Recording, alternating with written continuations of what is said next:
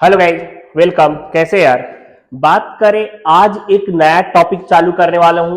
11th वालों के लिए भी इंपॉर्टेंट है, बीकॉम सेकेंड ईयर के लिए इंपॉर्टेंट है और बीकॉम फर्स्ट ईयर वालों के लिए इंपॉर्टेंट है। क्यों यार? मैक्सिमम टॉपिक ना यार बहुत ज्यादा पूछता है। बात करें डेप्रीसिएशन के बारे में, आपका फर्स्ट ईयर में भी पढ़ना था, सेकेंड ईयर में भी है, 11th वाले टॉपिक पढ़ना और एग्जाम के लिए बहुत ज्यादा इंपॉर्टेंट, गारंटेड क्वेश्चन रहेंगे ही रहेंगे। डेप्रीसिएशन, तो आज डेप्रीसिएशन पढ़ेंगे। चलिए ध्यान दीजिए। हाँ गाइस, ध्यान दीजिएगा। यहाँ पे मैंने थ्योरी लिखा कि डेप्रीसिएशन क्या होगा। बात करते हैं, देखिए हम लोग अपने डेली लाइफ में ना यार बहुत सारा एसेट्स को यूज करते हैं। ठीक है, हम लोग अपने डेली लाइफ में बहुत सारे एसेट्स को यूज करते हैं।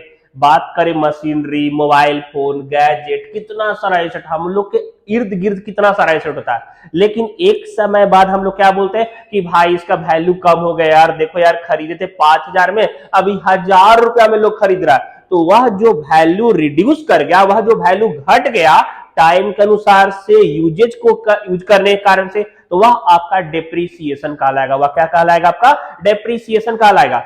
भाई समझिएगा, यहां पे मैक्सिमम एसेट्स, वह एसेट्स जिसको इंसान प्रोड्यूस कर सकता है, जिसको बना सकता है, जिसका मैन्युफैक्चरिंग किया सकता है, क्लियर, समय के साथ उनमें यूजेज होता है और यूजेज होने के कारण से, रखे रहने के कारण से, टेक्नोलॉजी पुराना हो जाने के कारण से उनके वैल्यू में गिरावट आ जाता है। उनके वैल्यू में क्या आता है? कमी आ जाएगा। तो वह कमी हुआ वैल्यू, जो कम हुआ वैल्यू, वह डेप्रीसिएशन कहलाएगा। वह क्या कहलाएगा? डेप्रीसिएशन कहलाएगा। साथ साथ एक पॉइंट को ध्यान रखिएगा, देखिए मेरे अनुसार से वह एसेट जिसको इंसान प्रोड्यूस नहीं कर सकता है, उस पर कभी भी डेप्रीसिएशन चार्ज नहीं लगता है। एग्जाम्पल में आप देख लीजिए, लैंड, बिल्डिंग, क्लियर, लैंड इंसान प्रोड्यूस नहीं कर सकता, जिसका प्राइस लगातार बढ़ते चला जाता है।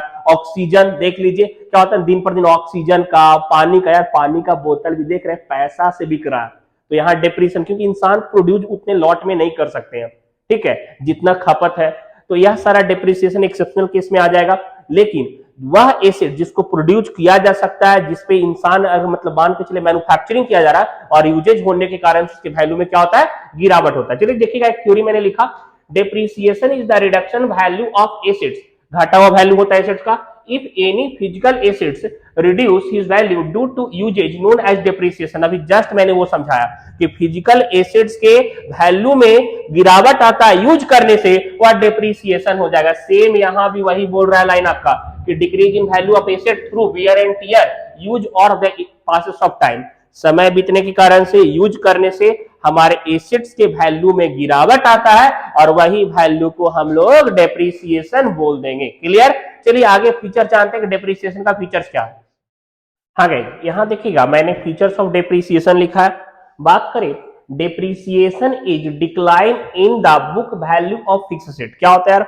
अगर फिक्स एसेट्स का बुक वैल्यू में गिरावट हो रहा है तो उसे रिप्रेजेंट आपका, ये आपका डेप्रीसिएशन करता है। Clear? Second, depreciation is the continuous process till the end of useful life of assets. क्या होता है? हम बोले चलो यार एक साल डेप्रीसिएशन निकाल देते हैं, दूसरा का साल निकाल देंगे, ऐसा नहीं है। जब तक जो एसेट्स आप यूटिलाइज कर रहे हो, जब तक जो एसेट्स आप यूज कर रहे हो, तब तक आप उसका डेप्रीसिएशन निकालोगे। ठीक है, तभी तो यार उसका सपोज आप 3 साल पहले एसेट्स खरीदे थे, लगातार 3 साल तक हमने डेप्रीसिएशन चार्ज करेंगे, तब ना करेंट वैल्यू जाने की करेंट वैल्यू उस एसेट्स का क्या है। अब हमको पता नहीं चलेगा एसेट का करेंट वैल्यू क्या है, क्या उसका वैल्यू, तो दिक्कत हो जाएगा ना। चलिए आगे देखते हैं, बात करते हैं, depreciation is a non cash expense. समझिए मेरी बात को, आपके पास कोई एसेट्स होगा, मोबाइल फोन तो सबके पॉकेट में रहता है ना भाई, मोबाइल फोन सबके पॉकेट में होगा। क्या मोबाइल फोन का वैल्यू आपका घट रहा है तो रखा रखा पॉकेट में कैश कम हो जाएगा? हो सकता है ऐसा? नहीं ना। तो यहाँ पे डेप्रीसिएशन नॉन कैश आइटम में आता है। जैसे अगर डेप्रीसिएशन हो रहा है तो इससे आपके कैश पे कोई इंपैक्ट नहीं पड़ने वाला। It does not involve any cash flow, इसमें कैश फ्लो नहीं होता, अभी बताया। मतलब अगर डिप्रिसिएशन होगा तो इससे आपका कैश घटने वाला नहीं है, ना बढ़ेगा यार। ठीक है, कैश पे कोई इंपैक्ट नहीं पड़ता।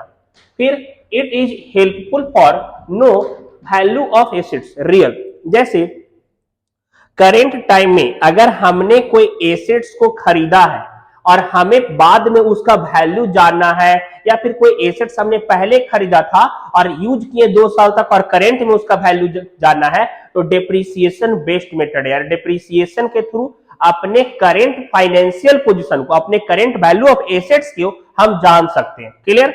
Next, depreciation is the fall in the book value of assets and not marketable value। क्या होता है ना, हम लोग डेप्रिसिएशन बुक वैल्यू से चार्ज करते हैं और बुक वैल्यू को मेजर करके हम उसके वैल्यू को, रिड्यूसल वैल्यू को जानते हैं कि देखिए हमने इतना में खरीदा था, इतना डेप्रिसिएशन हो गया, करेंट में यह वैल्यू हो गया। मार्केट वैल्यू से हम लोग मेजर करते हैं कि देखिए जो सामान पहले उतना कम खरीदा उसका दाम ही हो गया, ये हम लोग मेजर कर सकते हैं। लेकिन डेप्रिसिएशन हम लोग बुक वैल्यू से कंप्यूट करते हैं। किससे कंप्यूट करते हैं? Book value. बुक वैल्यू वह वैल्यू होता है जो हमारे बैलेंस शीट में लिखा हुआ है, जिसपे हमने परचेज करा है। Clear, no doubt. चलिए आगे चलते हैं मेथड ऑफ डेप्रिसिएशन की तरफ, ध्यान दीजिएगा। हाँ गाइस, यहाँ पे चलिए देखिए मेथड्स ऑफ डेप्रिसिएशन में चलते हैं। बात करें बच्चे, सबसे पहले देखिए, अरे इतना सारा मेथड नहीं देखे होंगे, लग रहा है सर 2 ही 3 मेथड पढ़े थे, यहाँ पे 8 मेथड दिखाई दे रहा है, और भी हैं। लेकिन आपको ज्यादातर आपके लेवल में हार्डली 2-3 मेथड ही हैं जो ज्यादातर आपके एग्जाम में आते हैं। मैं बस आपके इंफॉर्मेशन के लिए सारे मेथड को अच्छे से इंट्रोड्यूस कर दूंगा, ताकि आप अगर कुछ एक्स्ट्रा लेवल का तैयारी कर रहे हैं तो वहां आपका काम आ जाए। बात करें सबसे पहले स्ट्रेट लाइन मेथड का, इसी का नाम है यार, आप लोग लिख भी लीजिएगा। स्ट्रेट लाइन मेथड का नाम है original cost method, simple value method, fixed instalment method, या स्ट्रेट लाइन मेथड का ही नाम है। ठीक है। दूसरा, written down value method. Written down value method क्या होता है सब बताएंगे, एक एक करके मेथड बताऊंगा, एक्सप्लेन करेंगे, प्रैक्टिकल प्रॉब्लम भी बताएंगे, ध्यान से देखिए। दूसरा, रिटेन डाउन वैल्यू मेथड, इसी का नाम है diminishing balance method, reduction fund method, इसी का नाम है आपका। ठीक है। Third, sum of year of digit method. Clear. चौथा, एन्युटी मेथड। पांचवा, सिंकिंग फंड मेथड। फिर आपका छठा, मशीन आवर मेथड। सर ये कहां चलता है? जनरेटर वेटर देखते हैं ना यार, मतलब आवर के हिसाब से लोग लेके जाते हैं, तो मशीन आवर मेथड। ठीक है। तो हर का अलग अलग यूज है। बात करें production unit method, depletion method. Production unit method के बारे में थोड़ा बता दें।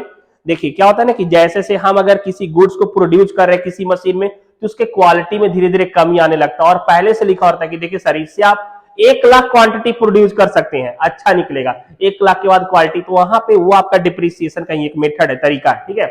और आपका सारा इंपॉर्टेंट है, अच्छे से राइट डाउन कीजिएगा। नेक्स्ट क्लास में जो मैं बात करूंगा स्ट्रेट लाइन मेथड के बारे में बात करूंगा, साथ साथ एग्जाम्पल क्वेश्चंस भी बताऊंगा, अच्छे से एक्सप्लेन करेंगे नेक्स्ट क्लास में स्ट्रेट लाइन मेथड को, और साथ साथ क्वेश्चन भी बताएंगे। मिलेंगे नेक्स्ट क्लास में, बाय, सी यू। एक चीज और देखिए यार, अगर लग रहा है कि चैनल हेल्पफुल है आपके 11th 12th B Com first year, second year, third year, हर एक टॉपिक एकदम प्रॉपर कंटेंट से मिल रहा है आपके अपने सिलेबस के लिए, प्लेलिस्ट में जाइए, सर्च कीजिए, सारे चैप्टर्स कंटेंट वाइज मिलेंगे, तो आपके लिए बेनिफिट है चैनल। पढ़िए और लोगों को शेयर भी कीजिए।